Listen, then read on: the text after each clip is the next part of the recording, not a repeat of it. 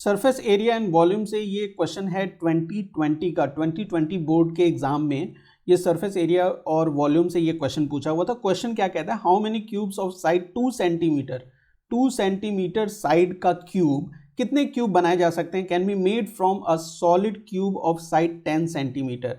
एक पहले जो क्यूब है हमारे पास, एक क्यूब है, क्यूब उसकी जो साइड्स हैं, साइड है वो 10 सेंटीमीटर है, ठीक है, 10 सेंटीमीटर।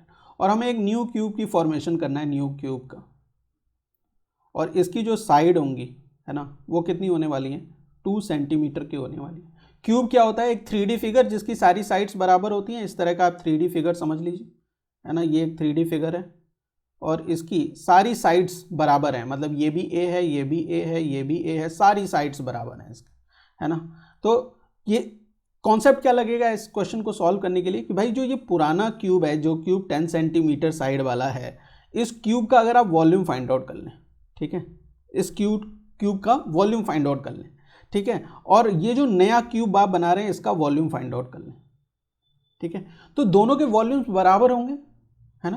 भाई जितना वॉल्यूम इस क्यूब का होगा जिसकी साइड 10 सेंटीमीटर है, वही वॉल्यूम तो नए वाले क्यूब का, सारे नए वाले क्यूब जितने नए क्यूब बनेंगे उनका वॉल्यूम, दोनों का वॉल्यूम सेम होगा क्या नहीं होगा, है ना, क्योंकि सेम चीज़ में से एक क्यूब है, उसमें से आप दूसरा क्यूब बना रहे हैं, है ना। दूसरा क्यूब आप एक बनाएं चाहे 5 बनाएं चाहे 10 बनाएं, दोनों के वॉल्यूम सेम होंगे या नहीं होंगे, है ना, सेम होंगे। तो सेम कॉन्सेप्ट का यूज़ करेंगे कि यहाँ जो वॉल्यूम है इस केस में, है ना, इस केस में जो वॉल्यूम है, volume that will be equal to number of cubes, जितने नंबर ऑफ क्यूब्स n, है ना, इनटू वॉल्यूम, है ना, n इंटू वॉल्यूम। ये क्या है, इसको वॉल्यूम 1 मान लीजिए, इसको वॉल्यूम 2 मान लीजिए, है ना। वॉल्यूम 1 कौन सा है, इसका, और ये वॉल्यूम 2 क्या है, इसका है।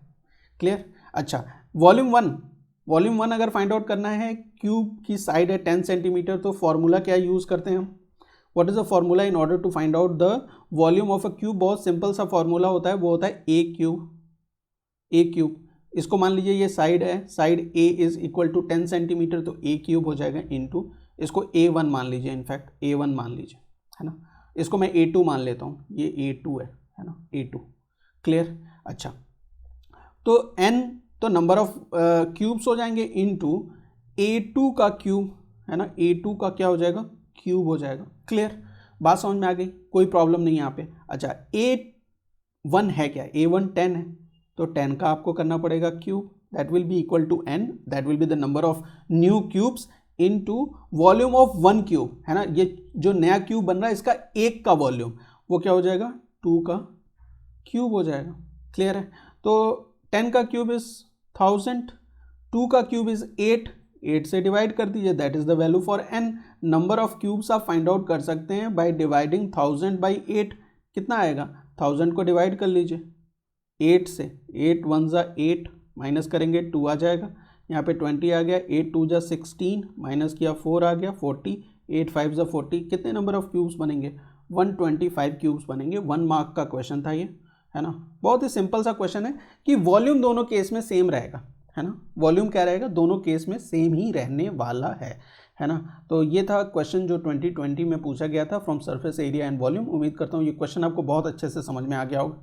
मिलते हैं नेक्स्ट वीडियो में जहाँ पे हम किसी और क्वेश्चन को सॉल्व कर रहे होंगे। Thank you for watching.